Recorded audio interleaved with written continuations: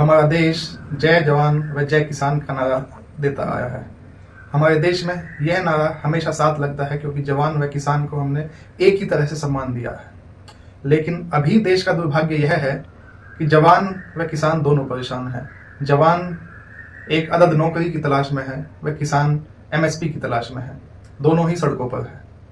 हमारे देश में सेना को नौकरी से ज्यादा एक सम्मान की नौकरी के तौर पर देखा जाता रहा है। सैन्य कर्मी का हमेशा हमारे देश की जनता ने सम्मान किया है। सेना में नौकरी लगना एक गांव, एक कस्बे, एक गली, एक मोहल्ले सबके लिए गर्व की बात होती थी। लेकिन यह गर्व क्या धीरे धीरे खत्म होता जा रहा है। नमस्कार दोस्तों, स्वागत है आपका राजनीति विद्यार्थी के साथ। आज हम बात करने जा रहे हैं अग्निवीर के मुद्दे पर। यह क्या योजना है जो इसका इतना विरोध है? क्या सरकार की मंशा है इसको लाने की? क्या सरकार सेना का कोई इसको लाकर फायदा कर रही है? क्या युवाओं का इस योजना से कोई फायदा है? आज हम बात करेंगे इसी योजना के बारे में। अग्निवीर योजना 14 जून 2022 को भारतीय सरकार ने शुरू की। इस योजना के तहत पूर्व में की जाने वाली भारतीय सेना में जवानों की भर्ती के स्थान पर अग्निवीर की प्रणाली से भर्ती की जा रही है, जिसमें पहले 17 साल की नौकरी की जगह अब केवल 4 साल की नौकरी है। उस 4 साल बाद लगभग 75% युवाओं को घर भेज दिया जाएगा। वह केवल 25% जवान ही भारतीय सेना में अपनी नौकरी जारी रख सकेंगे। यह योजना चुनावी मुद्दा भी बनी है। कांग्रेस ने इन लोकसभा चुनाव में इस योजना को काफी भुनाया है। इस योजना को अपने मैनिफेस्टो में लाकर उन्होंने इस मतों के माध्यम से भी इसका लाभ पाया है। कांग्रेस पार्टी को इस योजना का लाभ राजस्थान, उत्तर प्रदेश, महाराष्ट्र व अन्य कई राज्यों में हुआ है। अब बात करते हैं इस योजना में ऐसा विवादित क्या है जो इसका इतना विरोध हो रहा है। इस योजना में विवादित यह है कि इसमें केवल 25% जवान ही अपनी 15 साल की नौकरी पूरी कर पाएंगे। बाकी 75% पूर्व की तरह ही बेरोजगार हो जाएंगे। वह जो 75% घर आ जाएंगे उनको यह देश अग्निवीर कहकर बुलाएगा। हालांकि इसमें बड़ा पेच यह है कि तीनों सेनाओं ने अभी तक यह स्पष्ट नहीं किया है कि वह किन आधार पर इन 25% को सिलेक्ट करेंगे। क्या आधार होगा वह तीनों सेनाओं में कितना प्रपोर्शन उनके सेलेक्ट होने का होगा, किस सेना में कितना हिस्सा उस 25% से लिया जाएगा, यह अभी तीनों सेनाओं की तरफ से स्पष्ट नहीं किया गया है। यह योजना भारत में चल रही पूर्व सैनिक आम भर्ती के स्थान पर लाई गई है, जिसमें 17 साल की न्यूनतम नौकरी होती थी। वह इसी कारण युवाओं की नाराजगी जग जाहिर है। युवा चाहते हैं कि उनको एक पूर्णकालिक नौकरी मिले।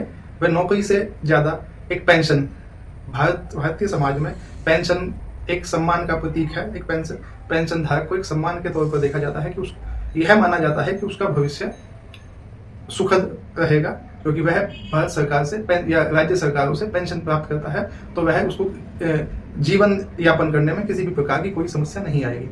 इसी कारण युवा विरोध कर रहे हैं, क्योंकि पेंशन को पूर्णतः भारतीय सेना से इस योजना के तहत खत्म कर दिया गया है। अब बात करते हैं कि भारतीय सरकार इस योजना को क्या सोचकर लाई है, क्या उनकी मंशा थी इस योजना को लाने की।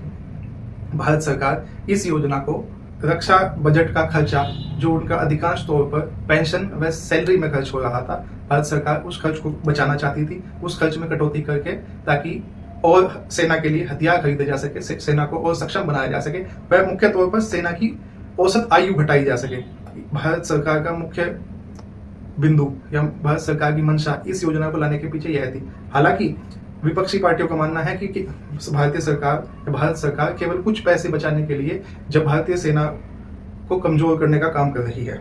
अब बात करते हैं अग्निवीर व पूर्व में चल रही सैनिक भर्ती में फर्क क्या है। क्या उनको अलग से सुविधाएं मिलती है व क्या वर्तमान में सुविधाएं मिल रही है, उस बारे में हम बात करते हैं। अभी वर्तमान में एक अग्निवीर को 30,000 रुपये प्रति महीना औसत वेतन मिलता है। वह जो सैनिक है, सैनिक का अगर औसत वेतन लगाया जाए तो वह लगभग 60,000 रुपए के करीब है। एक अग्निवीर का वेतन 30,000 है, जो चौथे साल में जाकर 40,000 रुपये हो जाएगा। उसको अगर वह युद्ध में हताहत या किसी प्रकार की दुर्घटना उसके साथ होती है तो उसको 48 लाख रुपए का इंश्योरेंस क्लेम उसके माता पिता या उसके परिवारजनों को मिलेगा। वह रिटायरमेंट के समय उसको 11,70,000 रुपए की एक मुश्त राशि सरकार की तरफ से, वह इतनी ही राशि जो उसके वेतन से कटकर 4 साल में जुड़ेगी उसको मिलेगी। यानी उसको 4 साल बाद टोटल 22 लाख रुपए के लगभग एक राशि मिलेगी। इस योजना के अन्य लूपहोल व क्रिटिसिज्म के कारण क्या है? कि इस योजना को इतना क्रिटिसाइज क्यों किया जा रहा है, वह उसमें युवाओं का कहना यह है कि वह 4 साल अगर किसी प्राइवेट सेक्टर में या किसी भी सेक्टर में मेहनत करेंगे तो अग्निवीर से ज्यादा वेतन वह 4 साल में प्राप्त कर सकते हैं, तो वह क्यों ही अग्निवीर में जाए उन्हें, क्योंकि इसका कोई दीर्घकालिक लाभ मिलता नजर नहीं आ रहा है। यही मुख्य कारण है कि युवाओं का मन अग्निवीर से हटता जा रहा है। आप अपने आसपास मैदानों में देखेंगे, सड़कों पर देखेंगे, जो युवा सुबह 3 बजे 4 बजे उठकर दौड़ लगाता नजर आता था, पश्चिम उत्तर प्रदेश हो, हरियाणा हो, राजस्थान, बिहार, दक्षिण भारत के भी कई राज्य आपको युवा सड़कों पर दौड़ लगाते मिल जाते थे, लेकिन अब वह संख्या नदारद है। अब उन युवाओं की फौज जो सुबह दौड़ की तैयारी करती थी वह अन्य कामों में लग पड़ी है, वह अन्य भर्तियों की तैयारी में व्यस्त है, लेकिन फौज के प्रति उनका रुझान कम हो चला है। एक अन्य कारण रुझान कम होने का यह भी है कि 4 वर्ष बाद किसी प्रकार की कोई गारंटी नहीं है कि उनको नौकरी मिल भी पाएगी या नहीं। 4 वर्ष बाद वह केवल एक सिक्योरिटी गार्ड बनकर रह जाएंगे, क्योंकि भारतीय सेना से रिटायर होने के बाद पेंशन मिलती थी पहले, पर अग्निवीर योजना के तहत अब ना तो कोई पेंशन है। वह 4 साल बाद उनका स्किल सेट जो उनके पास सेना की डिग्री, सेना की ट्रेनिंग होगी, वह किसी प्राइवेट सेक्टर में भी उपयोगी नहीं होगी सिवाय सिक्योरिटी गार्ड के पद के। हालांकि भारत सरकार कह रही है कि हमने सेंट्रल आर्म्ड पुलिस फोर्स या जिसको पैरामिलिट्री कह सकते हैं, या कई राज्यों की पुलिस, आसाम राइफल्स, वह CISF या वह अन्य कई क्षेत्र में 10% हम आरक्षण देंगे अग्निवीरों को, लेकिन इन विभागों में पहले से ही इतनी रिक्तियां हैं, सरकार वो पूरा नहीं कर पा रही, ये पूरा कैसे करेगी।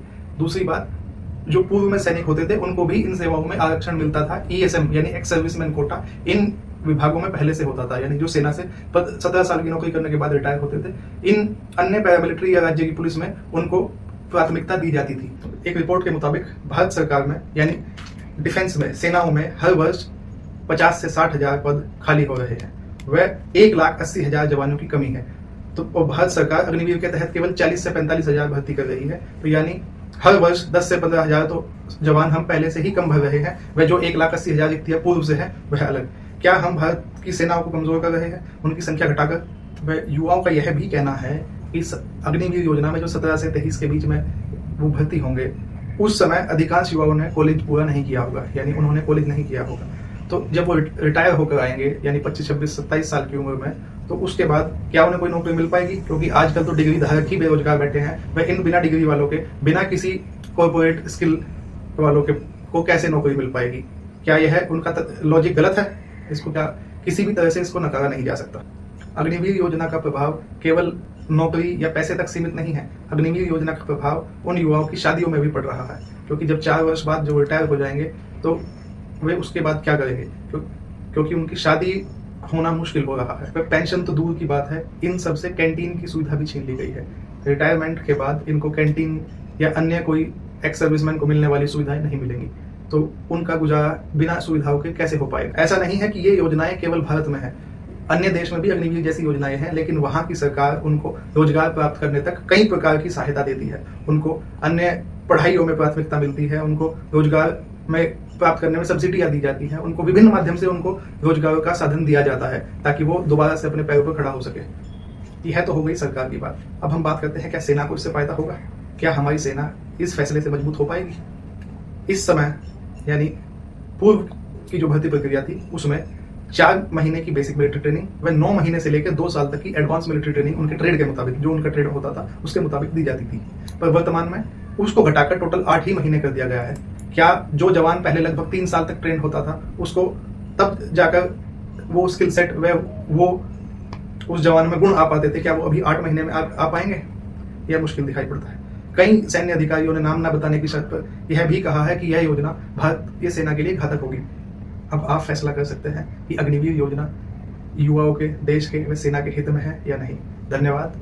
देखते रहिए राजनीति विद राठी व सब्सक्राइब करना न भूलिए।